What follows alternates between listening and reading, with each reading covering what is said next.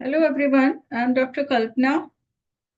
Today we are going to discuss a banker and customer relationship under banking law, which is very crucial to understand as a banker and customer relationship is basically contractual in nature, but it changes according to the circumstances and the services and products, whatever the customer avails provided by the bank. So today we would be exploring that relationship. How does it changes according to the circumstances and opting the services by the customer, and it is definitely a complex and crucial relationship when it comes to a bank and a customer. First, we would try to understand who is a banker. So Section 5, Subclause B of Banking Regulation Act defines banking as accepting deposits from the public for lending or investment repayable on demand or otherwise. So withdrawable by check, draft, or order. So that is the function of bank, what banking companies does. So whoever does on behalf of that company is called banker. Section 5, subclause C, a banking company transacts the business of banking, which has already been discussed under Section 5, subclause B of Banking Regulation Act.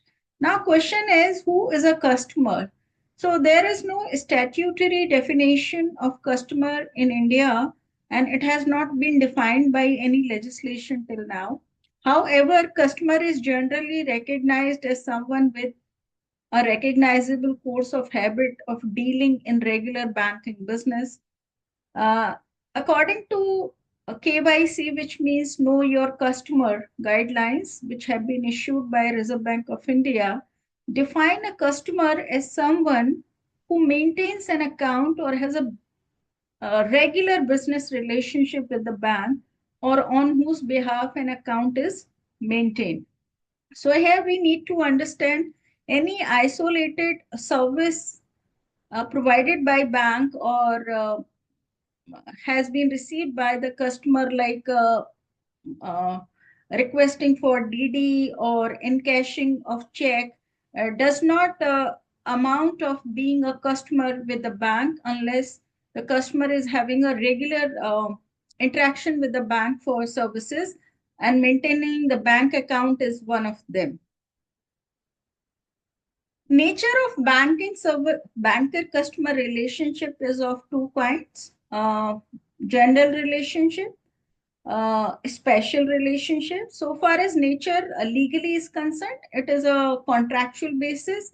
So the relationship begins when any person or any legal entity, a company can also open an account with the bank, and it can be operated on the behalf of the company by directors and other officials, whoever has been authorized to do that. So opens an account with the bank. It is primarily contractual based on services and products provided by the bank. So this is a relationship of trust and confidence.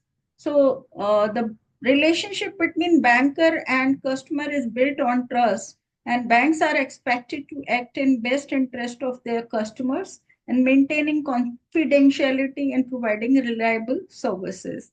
So relationship can be divided into two general aspects, such as maintaining accounts, special aspect arising from the specific services like agency and trusteeship, etc. So general relationship signify when there are day-to-day business with the bank is general relationship, maintaining an account, withdrawal of funds, issuing of check, and cashing of check, and other things. Now we would be dealing with the special kind of relationship between banker and customer, which changes according to the circumstances. Debtor and creditor. Primary relationship is that of debtor and creditor, which keeps on changing.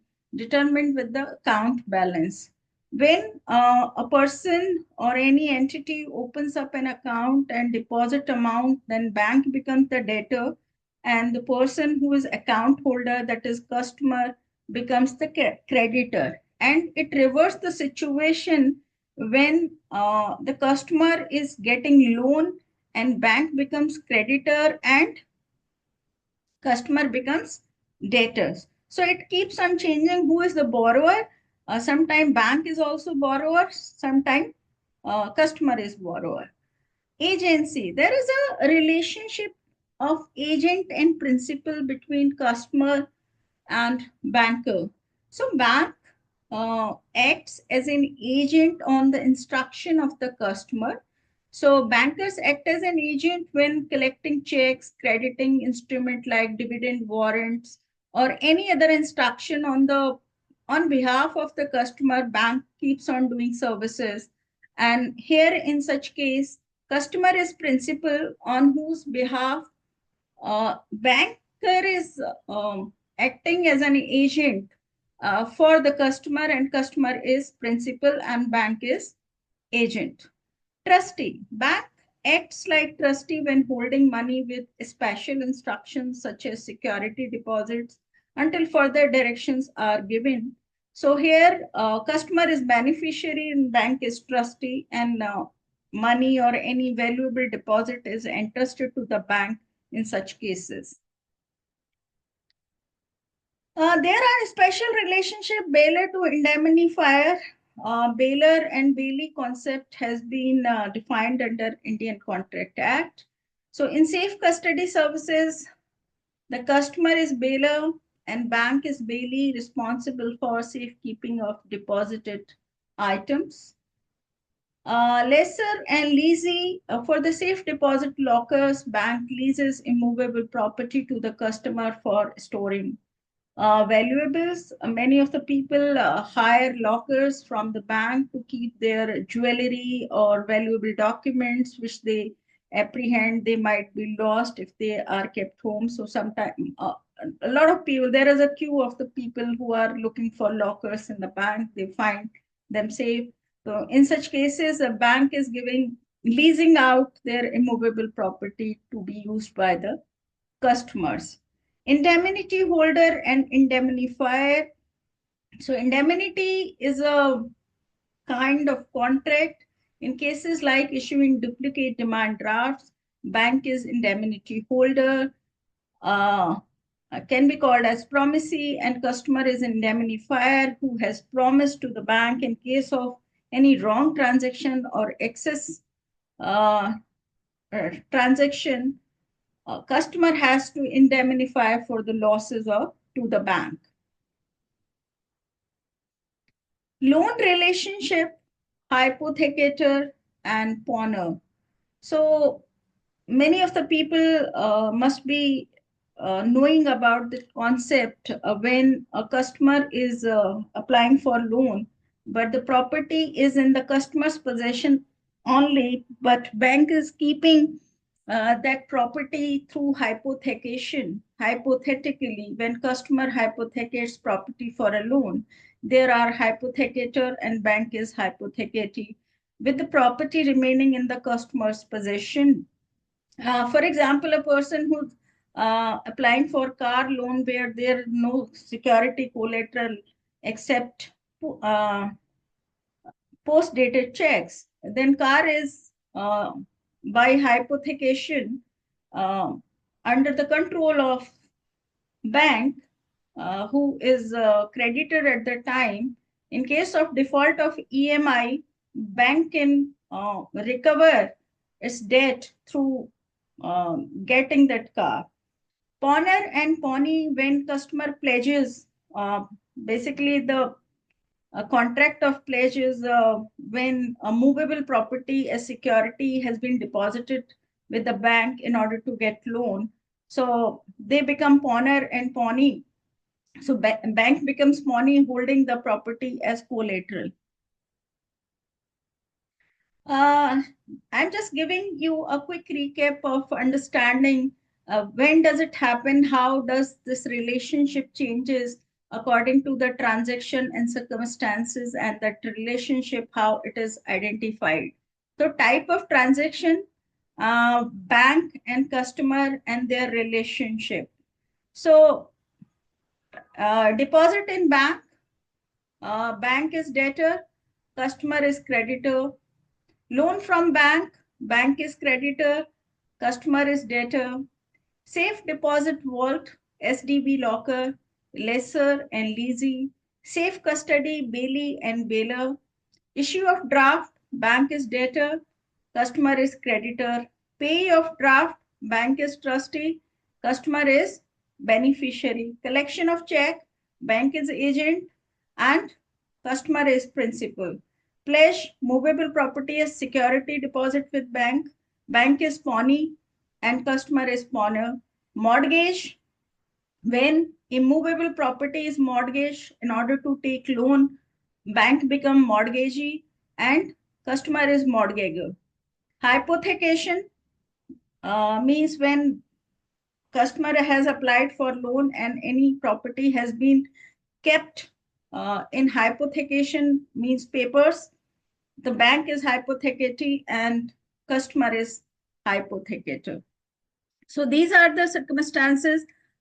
It's a short recap where you can keep in mind easily. When and how this relationship between banker and customer terminated. Liquidation or death. Liquidation of company means when company is no more in existence, then bank is not existing, then customer can also not exist for that bank.